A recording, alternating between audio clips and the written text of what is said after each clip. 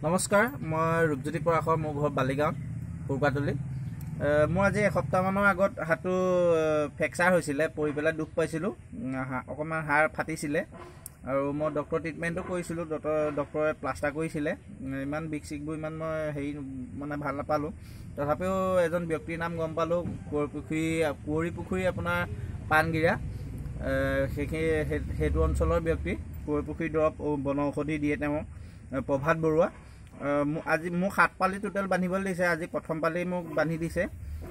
আৰু মোৰ নিজৰ ডাঙৰ দাদাও ভৰি ফ্ৰেকচাৰ হৈছিলে, তেওঁ দৰৱ 3 পালিতে ভাল হৈ গৈছে। আৰু বহুত কেইজন ব্যক্তিক আমাৰ বালিগাঁও অঞ্চলত তেওঁ দৰৱ দিছে, ভাল হৈছে।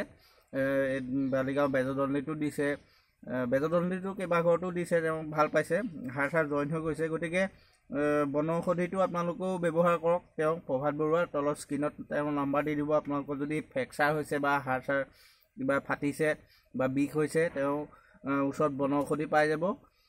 কিছুমানৰ 3 পালিটো ভাল হৈ গৈছে, কিছুমানৰ 7 পালিটো 7 পালিত টোটেল ভাল হৈ যায়, আৰোগ্য হৈ যায়। গতিকে আপোনালোকেও ট্ৰাই কৰিব।